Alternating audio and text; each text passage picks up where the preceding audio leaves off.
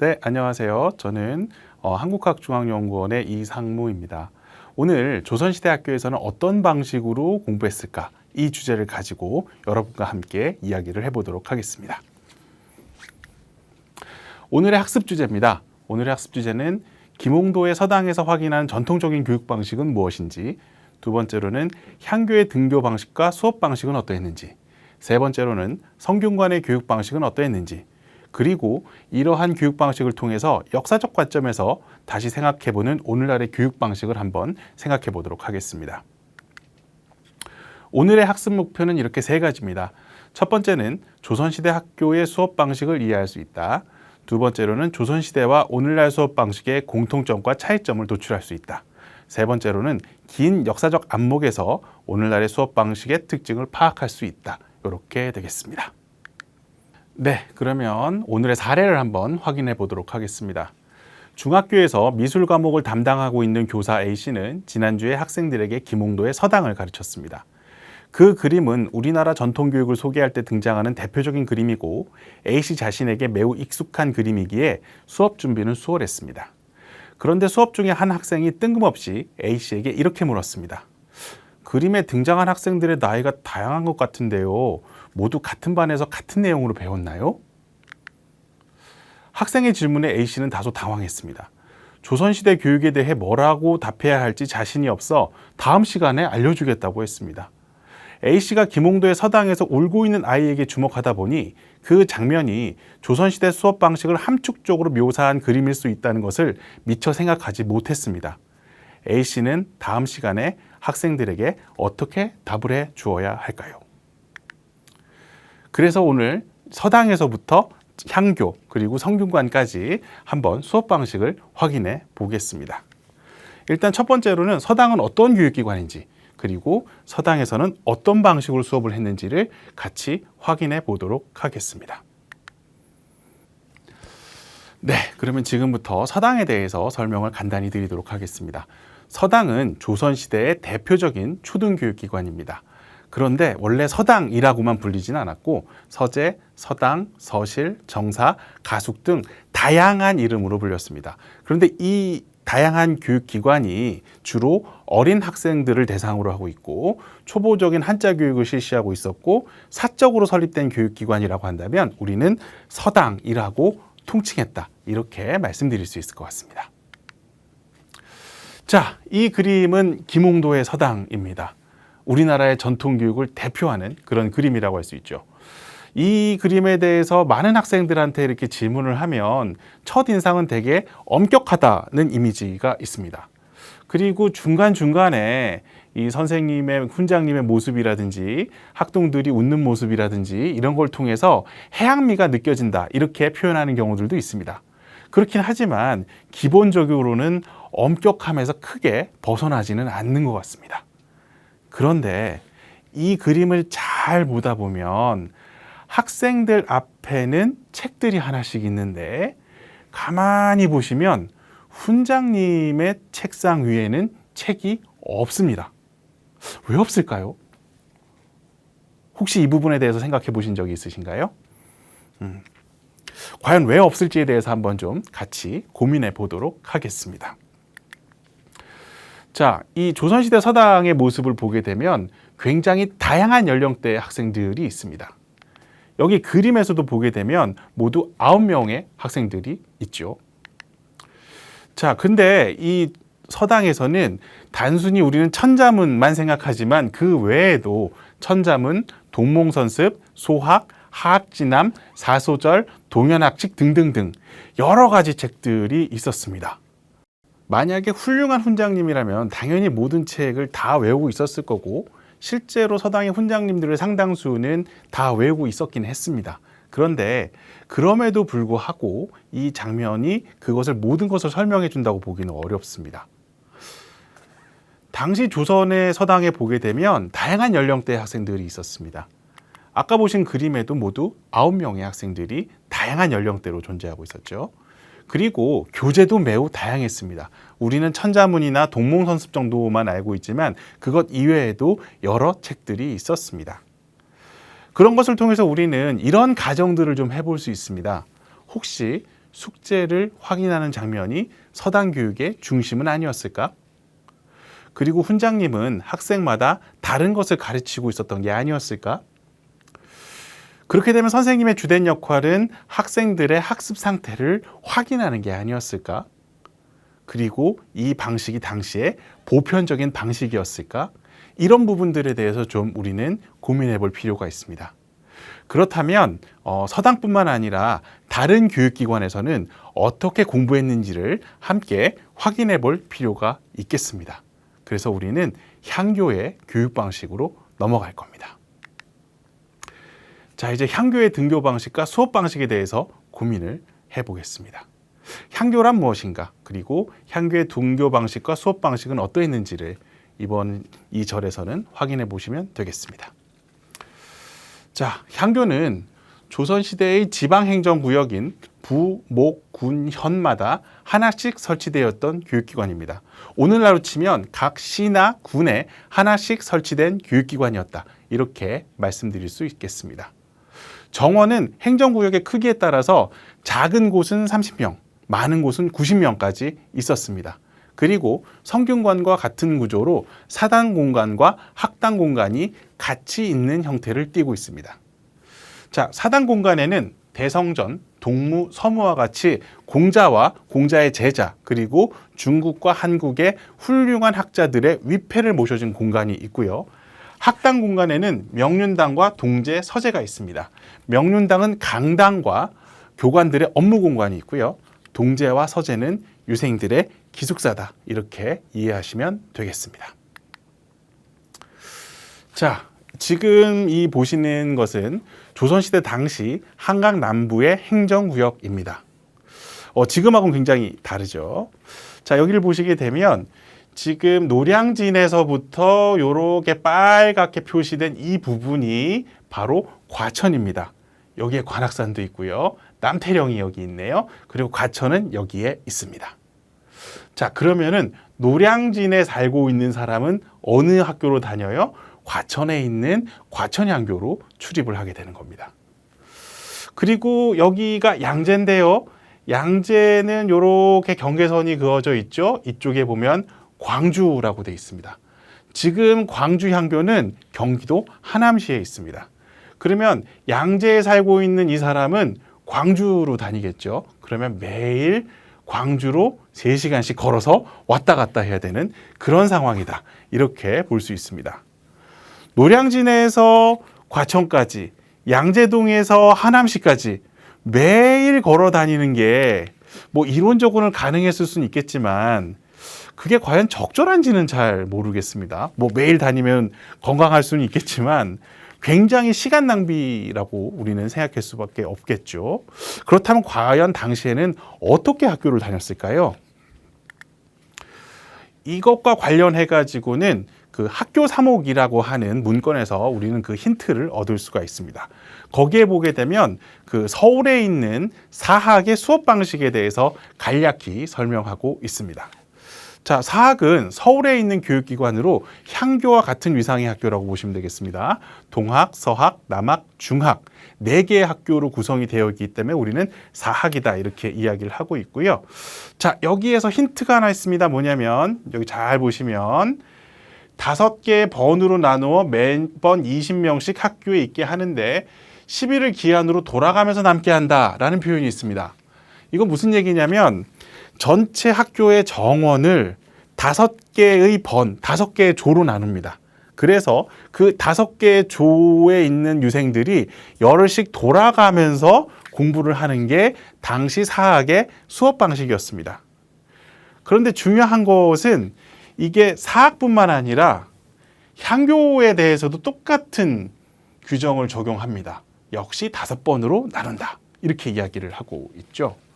이런 것을 통해서 당시 향교의 등교 방식은 오늘날처럼 매일 등교를 하는 게 아니라 열흘씩 4차례가 됐을 때 열흘씩 들어가서 공부를 하고 평소에는 집에서 공부를 합니다.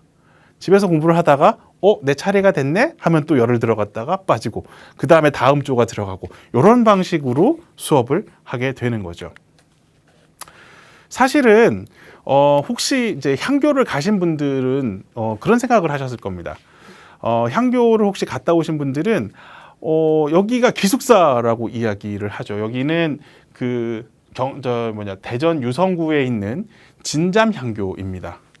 책에는 서재라고 돼 있는데 오타가 좀 있었어요. 동재입니다. 진잠향교 동재인데 동재하고 같은 크기의 건물인 서재가 반대편에 있습니다.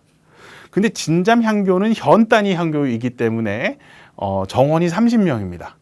그런데 그 30명이 저 정도 크기의 건물 두 군데서 한꺼번에 잘 수 있었을까? 이렇게 생각하면 굉장히 의문점을 갖게 되는 거죠.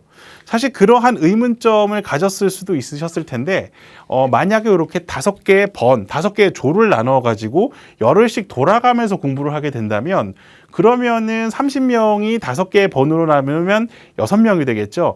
6명이면 저 건물 하나에 3명이 자겠죠. 그렇다면 충분히 저 정도면 충분히 잘 수 있겠네. 이런 생각을 하게 될 겁니다. 그래서 5개의 번을 나눠서 열흘씩 돌아가면서 학교에서 기거하면서 공부를 했고요. 그렇게 되게 되면 40일 동안은 다른 학생들은 집에서 공부를 한다고 하더라도 너무 공백이 길지 않을까? 이런 생각을 할 수 있습니다. 그런데 당시 향교에서는 음력으로 1일하고 15일에는 대성전에서 공자에게 제사를 지냅니다. 그리고 그 제사만 지낸 게 아니고 제사를 지낸 후에는 향교 전체에 모여가지고 학생들이 같이 공부를 합니다. 그리고 그 공부를 할 때는 주로 어떤 방식이에요? 서당과 마찬가지로 공부하는 것을 확인하는 방식으로 수업이 진행이 된 거죠. 이거는 복천향교 향령의 규정인데요. 이 규정을 보시게 되면 당시의 향교가 역시 교육 방식이 선생님한테 내가 공부해온 것을 확인받는 게 중요했다는 것을 우리가 알 수 있습니다. 자, 북이 2번 울리면 교생들이 각자 읽은 책을 들고 교관에게 간다. 먼저 앞서 수업한 내용에 어렵고 의심나는 부분에 대해서 논변한 다음 새로운 내용을 수업한다. 이렇게 되어 있습니다. 그러니까 내가 공부한 책을 들고 가서 어려운 게 있는데요, 잘 모르겠는데요, 이런 걸 선생님한테 물어봅니다.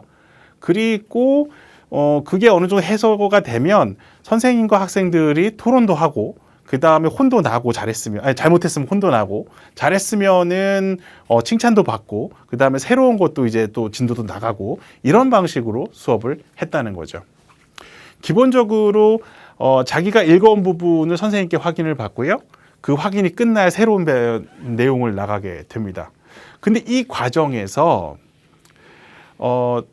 다른 친구들은 가만히 있는 게 아니고 선생님과 학생이 토론하는 사이에 중간에 끼어듭니다.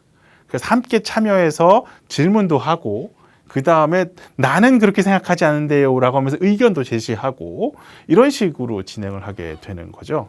그러니까 향교에서의 수업 방식도 기본적으로 학생이 내가 공부한 것을 선생님한테 확인받고 그 확인받는 과정에서 여러 가지 질의와 응답과 대화와 토론과 이런 것이 계속 진행이 되고 이렇게 되는 겁니다.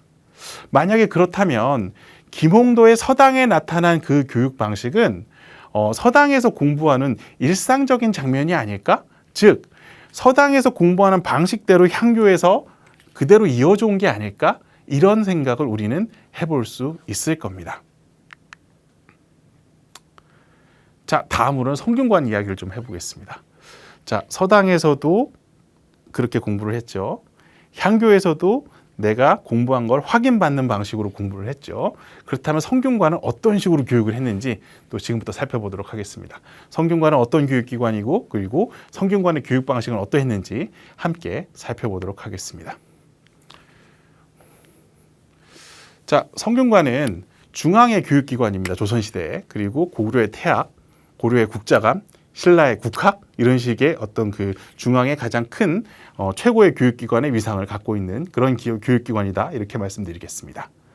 그리고 여기 성균관에 다니는 학생들은 주로 과거시험 속과의 합격자인 생원이나 진사들이 수학했다고는 하지만 혹시라도 이들만 가지고 충분히 학생 수가 확보되지 않았을 경우에는 사학의 유생들 중에서 일정한 절차를 거쳐 가지고 성균관에 수학하는 경우도 있었다고 이야기를 하고 있습니다. 그리고 과거 시험의 가장 큰 중요한 시험인 문과에 급제하게 되면 자연스럽게 성균관을 떠나게 되는 그런 방식이고요. 앞서서 말씀드린 향교의 그 구조, 사당 공간과 학당 공간으로 나눠져 있고, 사당에는 대성전, 동무, 서무, 학당에는 명륜당, 동제, 서재, 이런 식으로 나눠져 있는 이 구성이 사실은 성균관의 구성을 그대로 본떠서 만든 것이다, 이렇게 말씀드릴 수 있겠습니다. 성균관의 주요 특징은 다음과 같습니다. 일단은 학비, 식비, 학용품비 이런 것들 모두 나라에서 제공합니다. 그리고 출석 체크를 어디서 하냐면 바로 식당에서 합니다. 그래서 아침과 저녁 식사를 하게 되면 거기다 점을 찍는 데가 있어요. 그래서 여기다가 원점 1점을 부여합니다. 이렇게 획득한 원점이 300점이 되면 과거 시험에서 그 문과의 1차 시험이 있어요. 1차 시험을 우리는 초시라고 이야기를 하는데, 이 초시는 서울에서 보면 한성시라고 하고 지방에서 보면 향시라고 하고요. 별도의 인원을 성균관에 배정한 그 시험을 우리는 관시라고 이야기를 합니다. 그랬을 때 원점 300점, 즉 성균관에서 300일 동안 공부하게 되면 바로 이 관시의 응시 자격이 생기게 됩니다. 그러니까 다른 학생들하고 같이 시험을 보는 게 아니고 성균관에 있는 별도의 정원에 해당이 돼서 거기에서 이제 경쟁을 하게 되는 거죠. 그리고 300점까지는 아니더라도 일정한 점수의 원점을 획득하게 되면 그 성균관에서 실시하는 학교 시험인 과시의 응시 자격이 생깁니다. 그리고 과시에서 우수한 성적을 거두었을 경우에는 과거 시험의 1차 시험인 초시, 그 다음에 2차 시험은 회시를 면제해 주기도 합니다. 그러니까 초시 안 보고 바로 2차 시험은 회시로 가기도 하고요. 초시, 회시 다 면제해 주고 바로 마지막 시험인 전시로 가게 되는 거죠. 그런데 전시는 답안지를 완성만 하게 되면 사실상 탈락이 없습니다. 그래서 회시까지 면제해 주는 거는 사실상 과거 급제에 해당하는 혜택이다, 이렇게 말씀드릴 수 있을 것 같습니다. 그러니까 성균관에서 공부를 하게 되면 그만큼 과거 시험에 유리한 여러 가지 조건들이 있었다, 이렇게 말씀드릴 수 있을 것 같습니다. 그런데 한 가지 이상한 게 있습니다. 왜 성균관에서는 출석 점검을 교실이 아닌 식당에서 했을까 하는 부분입니다.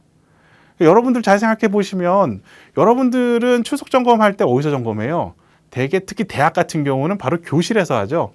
교실에서 출석 점검을 하는데 여기에서는 교실인 명륜당에서 하는 게 아니라 식당에서 합니다. 왜 그랬을까? 한번 생각을 좀 해보도록 하죠. 자, 이 문제를 풀기 전에 우리는 일단 성균관의 학령부터 다시 좀 검토해 볼 필요가 있습니다. 그리고 그 성균관의 학령에 나타난 수업 방식을 먼저 한번 생각을 해 볼 필요가 있겠습니다. 자, 성균관의 학령 부분인데요. 가장 중요한 부분만 간단히 읽겠습니다. 자, 처음에는 이제 한번 울리게 되면 먼저 이제 그 대표 학생이 와가지고 이제 내가 공부한 거 이제 확인받는 작업이 먼저 있고요. 그 다음에 2번 울리게 되면 학생들은 각자 책을 들고 선생님 앞으로 나아가 모르는 것을 선생님에게 묻고 함께 논의하며 그 후에 새로운 수업을 나아간다, 이렇게 되어 있습니다. 그러니까 이 당시에 성균관에서도 제일 중요한 부분은 뭐냐면 내가 공부해온 거를 가지고 선생님께 확인받는 게 제일 중요한 작업이었습니다. 그러니까 수업할 때 진도 나가는 건 그렇게 중요하지 않았고요.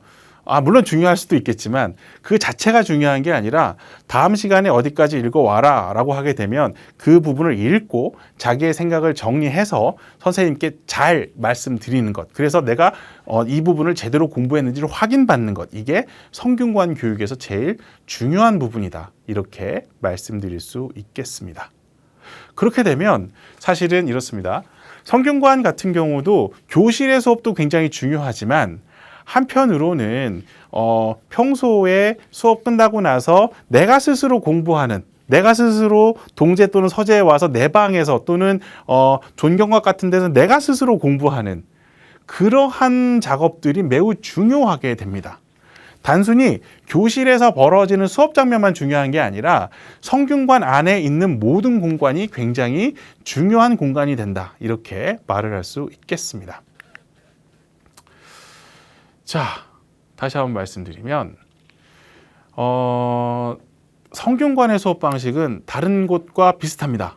크게 보면 학생이 공부해온 것을 선생님이 확인받는 것, 선생님께 확인받는 것, 그리고 선생님과 함께 진도를 나가는 것, 이 두 가지라고 이야기할 수 있습니다.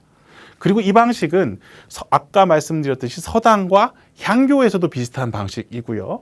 그 다음에 왕세자 교육도 이것과 비슷하게 진행이 됩니다. 그러니까 조선시대에는 기본적으로 오늘날처럼 선생님이 책 하나를 가지고 쭉 진도를 나가는 이런 방식이 아니라 학생들 개개인별로 내가 공부해 올 것을 선생님한테 미리 이제 체크를 하고 그 다음에 공부를 해온 다음에 내가 공부를 잘했는지 선생님께 확인받고 그 다음에 새로운 진도 확인하고 이런 식으로 수업이 진행이 됐던 거죠. 그래서 수업의 순서는 다음과 같습니다. 학생이 공부해온 것을 먼저 선생님께 확인받으면서 모르는 걸 질문하고요. 필요에 따라서는 선생님과 토론하면서 수업을 진행합니다. 그 다음에 확인이 끝나면 선생님과 함께 새로운 진도를 나가게 되죠.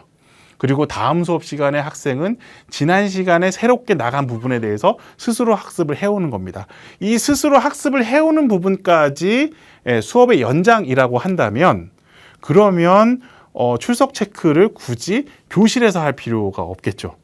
왜냐하면 논리적으로 보게 되면 성균관의 어떤 장소, 모든 장소들이 결국은 공부하기 위한 장소가 되는 거고 이상적으로 보게 되면 학생은 어디 있든지 간에 수업을 하는 교육적인 장소에 있는 것이 됩니다. 그렇다면 이 교실의 공간을 명륜당으로만 한정할 것이 아니라 성균관 전체를 봐야 될 것이고 그렇다면 식당에서 우리가 출석 점검을 한다고 해도 전혀 이상한 게 아닌 거죠.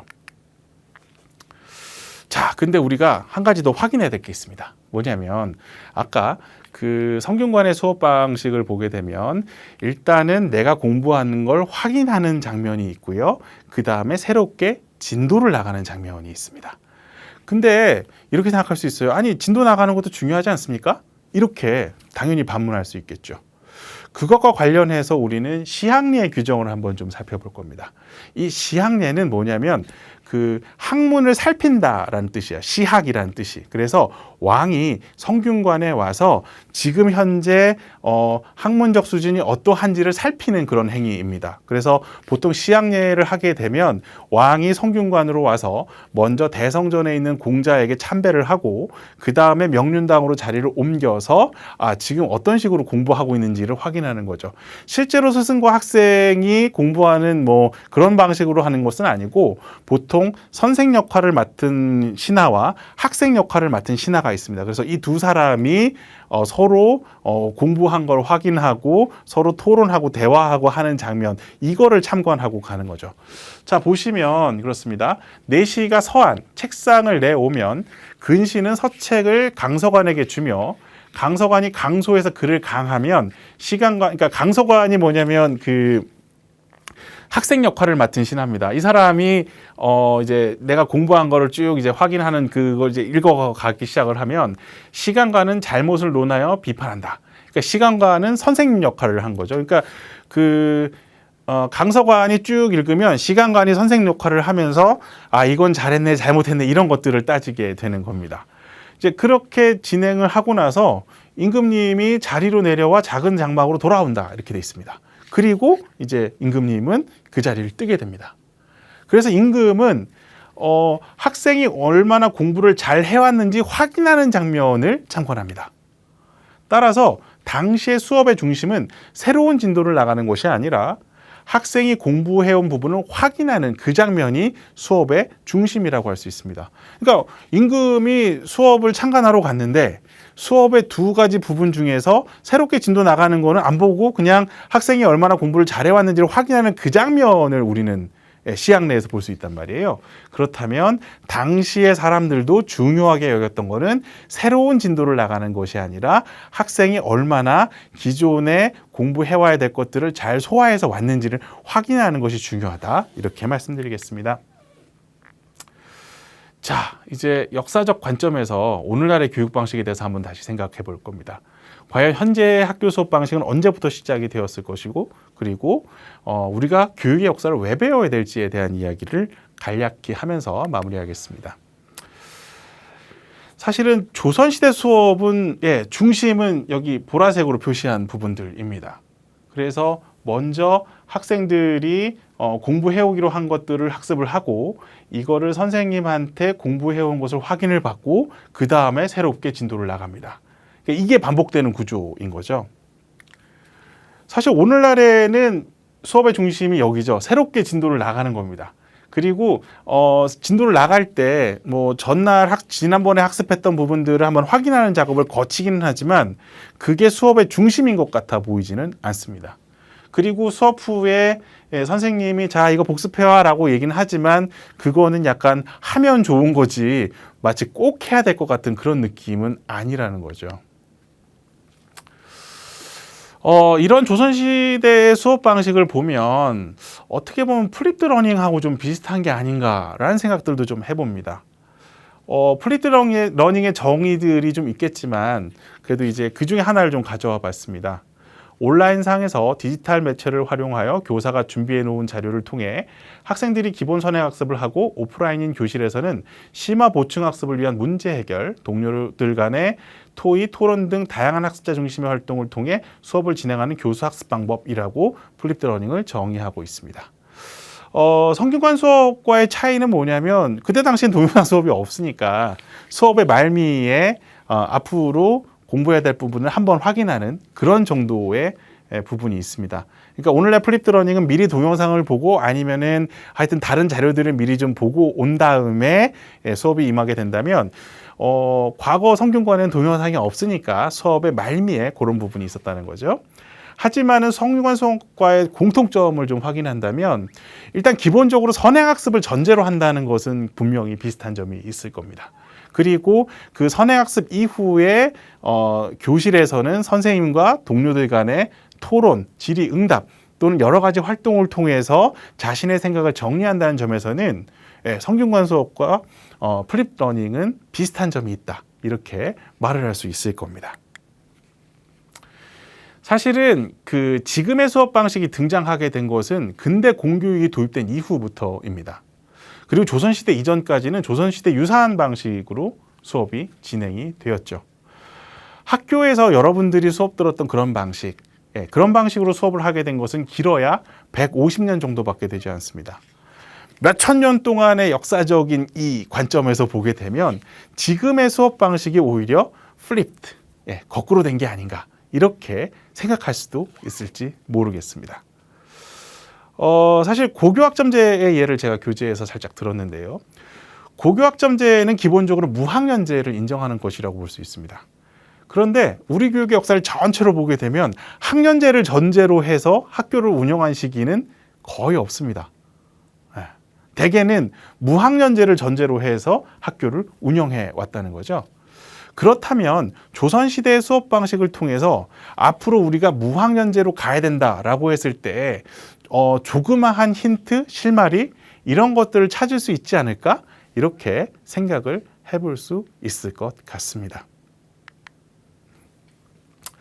사실 오늘날의 근대적인 공교육도 하나의 역사적인 산물입니다. 이게 우리가 워낙 익숙하다 보니까 몇천 년 동안 이렇게 살았을 것 같지만 실제로는 그렇지 않을 수도 있다는 거죠. 그래서 교육과 관련된 역사적인 사실을 되짚어보게 되면 인류가 당면한 문제에 관한 해결의 실마리를 찾을 수 있을 겁니다. 물론 그걸 그대로 오늘날에 적용할 수는 없지만 그래도 옛날에는 이 비슷한 일이 벌어졌을 때 이렇게 해결했겠구나 정도는 우리가 확인할 수 있을 겁니다. 특히나 우리가 교육과 관련된 여러 가지 새로운 정책을 도입할 때 외국의 사례들을 참고하는 경우들이 많이 있습니다. 물론 외국의 사례를 참고하는 건 중요한 일이죠. 하지만 그 외국의 사례를 참고했을 경우에는 우리의 역사적 궤적을 확인하는 그런 것과는 맞지 않는 경우들이 있습니다. 아무리 외국의 사례가 좋다고 하더라도 우리의 문화적 특성과 맞지 않을 경우에는 이게 우리나라 사회에 제대로 정착되지 않을 가능성이 높아지게 되는 겁니다. 그렇다면 외국의 사례를 확인하는 것도 중요하지만 우리는 어떤 문화적 풍토에 따라서 지금까지 교육을 해왔는지를 확인하는 작업도 매우 중요하다고 할 수 있겠습니다. 그러한 점들이 우리가 별로 쓸모없이 보일 수도 있는 이러한 교육의 역사를 배우고 연구해야 될 이유가 아닌가 이렇게 생각을 해봅니다. 자, 이제 마무리하겠습니다. 일단 서당의 교육 방식을 먼저 설명드리겠습니다. 다시 한번요. 서당은 조선시대 전국의 마을에 설치되었던 대표적인 초등교육기관이고요. 김홍도의 서당에 나타난 모습은 당시 서당의 모습을 잘 보여줍니다. 학생들이 각자의 진도에 맞춰서 공부를 해오고요. 훈장님은 이걸 확인하는 거죠. 근데 이러한 교육 방식은 향교에서도 마찬가지였습니다. 향교는 전국의 군현 단위에 설치된 교육기관이고요. 보통 그 정원을 5개의 조로 나눠가지고 여럿씩 기거하면서 수업을 했습니다. 그리고 음력으로 매월 1일, 15일 정도는 공자에게 제사를 지냈고요. 이 제사가 끝나게 되면 학생들이 모두 모여서 함께 공부를 했습니다. 그러니까 평소에는 집에서 공부를 하다가 선생님께 확인받는 거니까요. 그러다 보니까 이때도 마찬가지입니다.